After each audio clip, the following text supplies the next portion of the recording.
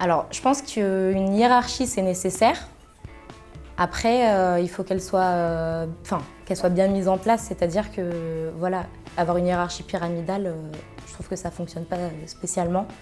Donc plutôt, comme tu dis, un effet horizontal, avec vraiment un partage des pouvoirs, avec des décisions qui restent justes dans toute situation et surtout argumentées à chaque fois.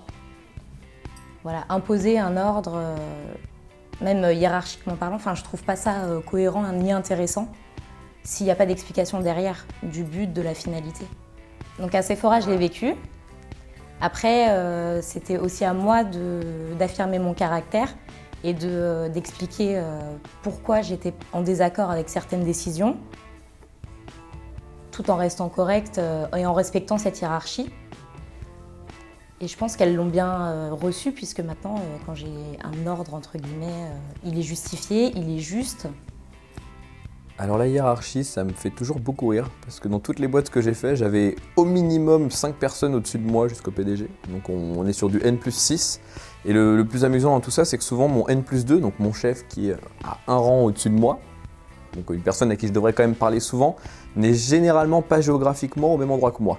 Donc du coup, ça devient extrêmement compliqué d'échanger. Toute décision, elle prend 3 semaines, le temps que le N+3 lise le mail, transfère à son autre N+3, qui est le collègue qu'on ne connaît pas, etc. Et du coup, la hiérarchie, moi j'aurais tendance à plutôt dire qu'il faut l'aplatir, parce qu'on ne comprend rien, c'est trop long, la prise de décision, elle est longue, débloquer de l'argent, c'est très très long, parce qu'il y a 25 personnes qui entrent en compte, au lieu d'avoir une hiérarchie beaucoup plus plate et beaucoup plus simple à mettre en place. Ouais, dans tous les cas, oui, il y aura une hiérarchie. Dans tous les cas, je pense que c'est nécessaire dans toute boîte, en fait, dans tous les cas. Mais après, il y a des manières de gérer sa hiérarchie, en fait, du coup. Je veux dire, tu peux très bien être le directeur général et être tutoyé par tes employés. Je pense que c'est pas un problème en soi. Je veux dire, il y a une hiérarchie dans tous les cas, parce qu'il doit y avoir quand même quelqu'un qui dirige. Je veux dire, faut que ce soit opérationnel quand même. Je veux dire, on peut pas être tous copains-copines dans la boîte, on arrive, on pose les pieds sur la table et on se regarde. Dans tous les cas, oui, il faut quelqu'un qui donne un sens, qui donne de la direction. Mais après, voilà, il y a des manières de le faire en fait. Tout dépend de ton management. Je pense qu'il y a une certaine souplesse à adopter en fait dans tous les cas. Pour moi, la hiérarchie, elle est normale. En particulier, en tant que sportive, j'ai eu l'habitude de toujours côtoyer la hiérarchie. Donc ça impose un certain cadre de respect, respect des règles. Après, il faut que la hiérarchie reste assez souple, assez à l'écoute en fait des subalternes, des personnes qui sont pas dans les postes de direction.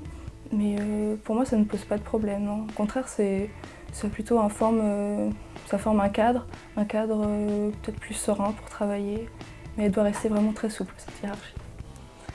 Alors j'ai eu 2 expériences très différentes en termes de hiérarchie parce que chez Unilever, je pense que c'est lié au fait que c'est une entreprise qui n'est pas française. Donc du coup, quand je suis arrivée, on m'a tout de suite dit tu tutoies tout le monde était un peu mis sur un pied d'égalité. J'ai mis du temps à savoir qui était cadre supérieur, cadre machin. Et donc il n'y avait pas du tout cette étiquette qui était fichée sur le front des gens et je ne m'adressais pas aux gens en me disant qu'ils touchaient 1 000 € de plus que la personne d'à côté.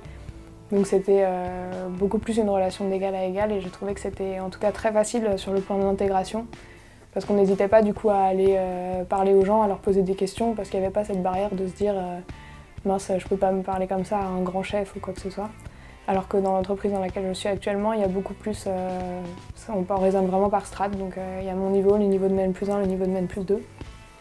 Et c'est plus bloquant parce que il y a des personnes à qui on n'ose pas parler, où on sait que... Ou parfois, je vais adresser la parole à quelqu'un qui est au rang N+2 et on va me dire tu lui parles comme ça, comme si je prenais mes aises, alors qu'en soi, ça reste quelqu'un de qui on peut apprendre beaucoup de choses. Et donc je pense qu'il faut trouver un peu un juste milieu entre ces 2 choses-là parce que c'est important dans le travail qu'il y ait une hiérarchie, puisque ça incite entre guillemets à avoir une certaine tenue, à avancer d'une certaine manière et puis à pas rigoler toute la journée, on va dire. Mais d'un autre côté, quand c'est trop policé, trop hiérarchisé, pour moi on n'avance pas assez et on se met des barrières là où il ne devrait pas y en avoir et surtout ça gêne dans le dialogue avec les gens et c'est surtout ça. Je pense que c'est le premier point bloquant. Au niveau de la hiérarchie, je pense que on va de plus en plus vers des organisations avec une hiérarchie horizontale où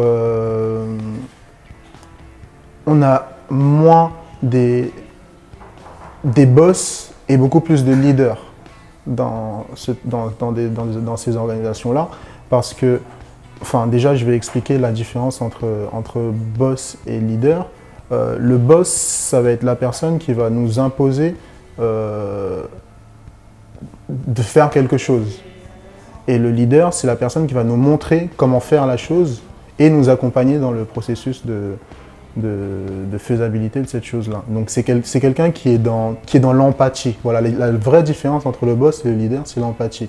Et nous, étant jeunes, ayant grandi avec le web, avec voilà, une certaine culture, on est moins en train à être dans une hiérarchie ou dans une organisation, pardon, où on est happé par la hiérarchie. Donc on va plus faire confiance et travailler dans une organisation où on a des leaders plutôt que dans des organisations où on a des boss.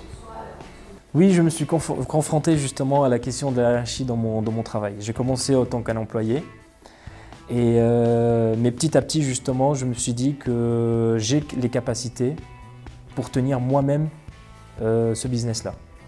Parce que mon patron justement il a vu que j'assumais totalement justement mon travail. À un moment donné il est parti en vacances pendant 34 jours. Donc du coup j'ai dû assumer le travail pendant plus d'1 mois en totalité. Et donc du coup ça m'a permis justement de me dire que je suis capable d'être moi-même mon propre patron. Parce que j'ai acquis justement toute la base que justement j'ai pris grâce à cette hiérarchie-là. Et donc du coup, il faut se dire, il faut justement être ambitieux et se dire que je ne veux pas rester employé toute ma vie. Il faut justement avoir le courage pour se dire j'ai les capacités, j'ai tout appris, donc du coup je peux passer à l'étape suivante qui est être à la tête de la hiérarchie justement. Et donc du coup, voilà, avant de donner des ordres, il faut passer justement par un stade où il faut être soumis à ces ordres-là. Et grâce à ça justement, on apprend comment donner des ordres et être à la tête de la hiérarchie.